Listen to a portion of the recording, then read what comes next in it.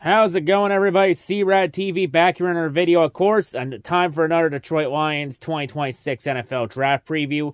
So in the last draft preview, we took a look at some of the top offensive lineman prospects for round 1 of the 2026 NFL Draft.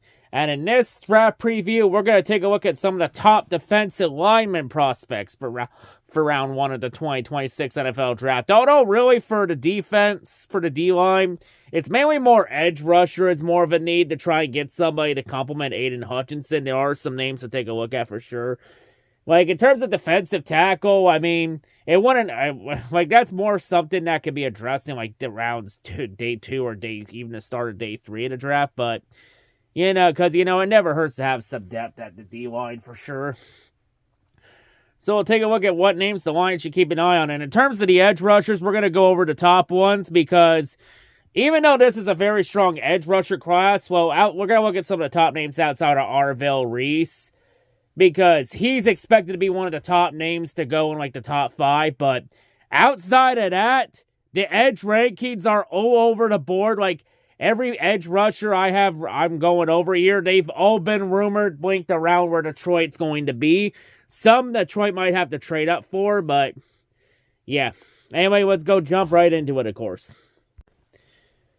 So, starting off with edge rushers. The first one we're going to go over here, hailing out of Texas Tech, standing 6'3", weighing 247 pounds. We got David Bailey.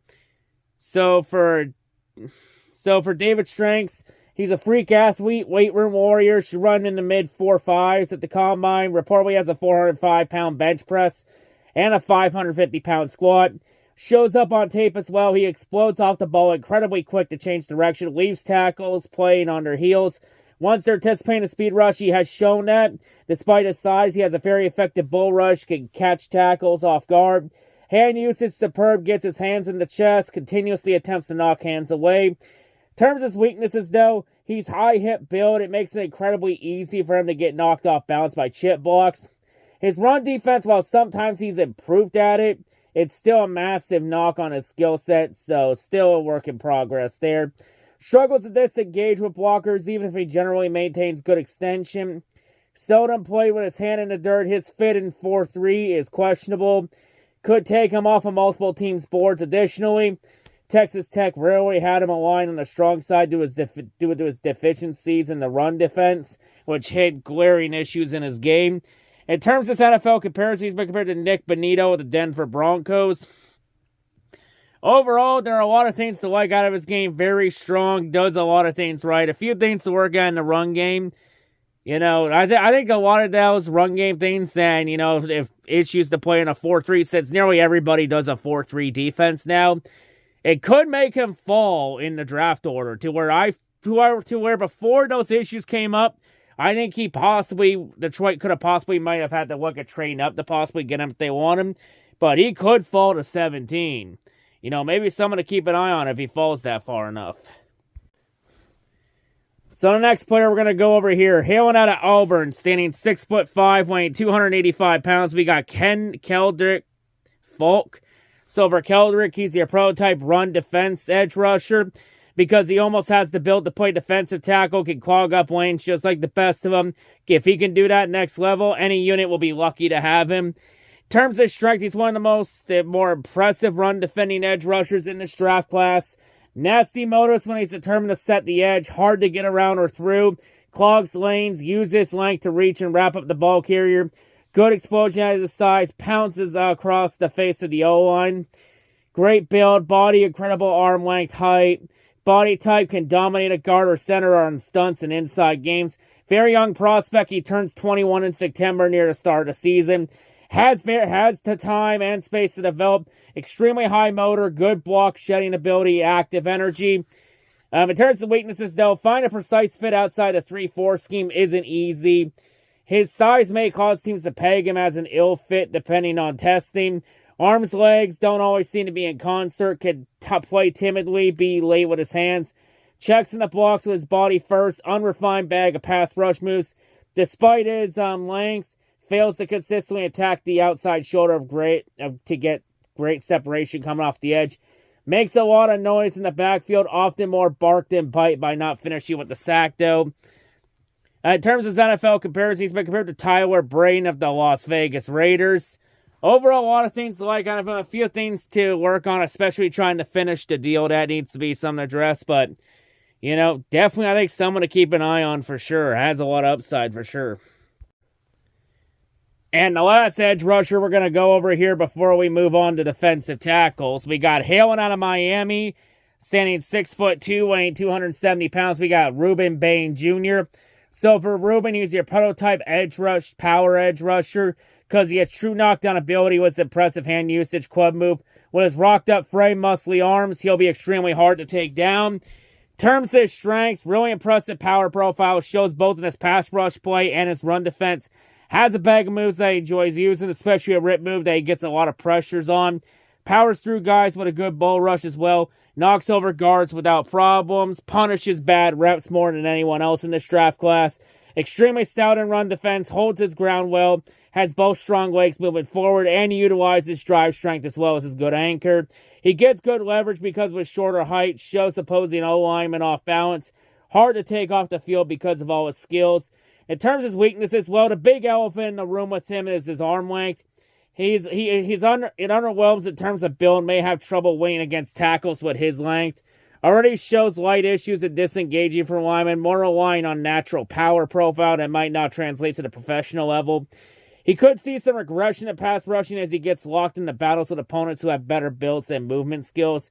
Teams talk about pushing him inside the defensive tackle spot he's never played. It could require more time for him to develop, though. In terms of his NFL comparisons, he's been compared to Carl Lawson of the Baltimore Ravens. Overall, a lot of things to like out of his game. Very strong, has the power. Few things to clean up, though, and some other things, too. But I think definitely somebody to keep an eye on. The Lions might have to trade up for him in the first round, so because he could go top 10, but... yeah, like I said, the edge rankings are over the place. You know, if he falls to 17, then there's a possibility where they could consider it. But they may have to trade up. They want to have a chance at him, though. Now moving on to defensive tackles. The first one we're going to go over here. Hailing out of Clemson, standing 6'3", weighing 315 pounds. We got Peter Woods. So for Peter, he's your prototype athleticism defensive tackle because he's the total package on paper. May not have stuffed that stat sheet. His combine numbers will be all anyone cares about this year. Burst off the line's ridiculous. His speed is near elite level for this position. In terms of his strength, he's one of the most impressive athletes in this draft class. Light feet, sudden agility of a running back. Moves through space easily. Commands double team blocking. Incredible straight line pursuit. Speed. Can force QBs off platform, threaten sacks. Lower half fluid, change directions with the ease of a wide receiver at 300-plus pounds. Has the power in his upper body to move O-linemen off their base. Super explosive. Pounces quickly for instant wins off the snap. Looks the part with the height, weight, length to play 3-tech or defensive end in a 3-4. Impressive flexibility and lateral burst. In terms of his weaknesses, though, he's not a fit as a hybrid nose tackle without baseline anchor to stay stout in running lanes and force running backs to pick another path. He doesn't present a challenge as a run stopper consistently. Unable to consistently disengage to make tackles. His hand usage is a work in progress. He gets caught up in the push-pull game with sturdy guards, which usually results in a lack of progress towards the ball carrier. Experienced start, statistical aggression between his two starting seasons. It could signal he has more topped out as a ball clay athlete, but a little more. He plays in a defense where so much time is taken up by stunts. He might not have developed enough in a pro-style defense, though. In terms of his NFL comparisons, he's been compared to now retired defensive tackle Marcel Darius. Overall, a lot of things to like out of Peter's game. Very athletic, can do something, a lot of good things right. You know, a few things to clean up and get better at, especially some inconsistencies that got to get cleaned up, but definitely I think someone to keep an eye on for sure. And the final defensive tackle, the final defensive lineman we're going to go over in this video. Hailing out of Ohio State, standing 6'2", weighing 326 pounds, we got Caden McDonald. In terms of Caden, he's your prototype run defensive tackle because he caused true disruption on the field. Ability to fill lanes, crash downfield, it should translate to the next level. Terms of strength, big body nose tackle, lives in the backfield, testament to his effort and consistent power push to disrupt timing and intent of the offense. Instincts are off the chart. Production of a penetrating 3-tech with more than 60 tackles in 2025. Takes instant angles to the ball, sends the route of running plays away from him to snag backs by the jersey and whip them to the ground without trouble. Bulky, massive, plays with a stout anchor to own short yardage situations. Incredibly difficult to move out of position.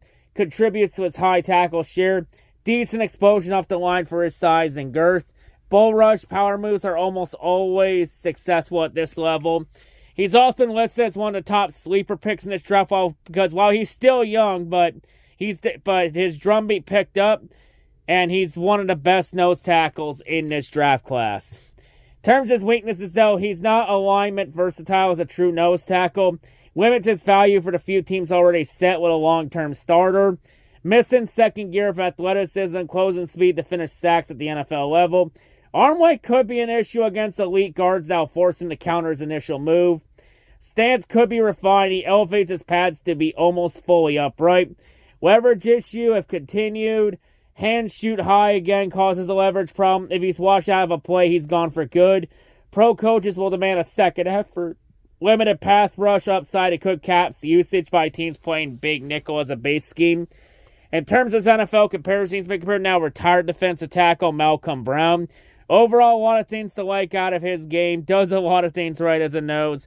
A lot of things that need to be cleaned up and all that. But definitely, I think someone to keep an eye on for sure.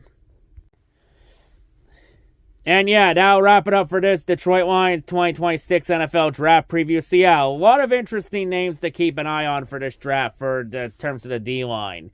Since we all know the game is truly won and lost in the trenches, and the Lions need to retool the trenches on both sides of the ball. Mainly for the Lions, it's mainly look at edge. Because I'll be honest, in terms of the biggest need for the Lions in round one, it's between edge or offensive tackle. Like, honestly, I'd be okay. Honestly, for round one, the Lions need to go either edge or offensive tackle. I think those are the two biggest areas of need entering pick 17 for the Lions. But yeah, that wraps it up here. So next draft preview, we're going to take a look at some of the top linebacker prospects in the next preview. But yeah, anyway, that'll wrap it up here. That's all I'm going to say. And I'll see you all whatever I make next. I'm out.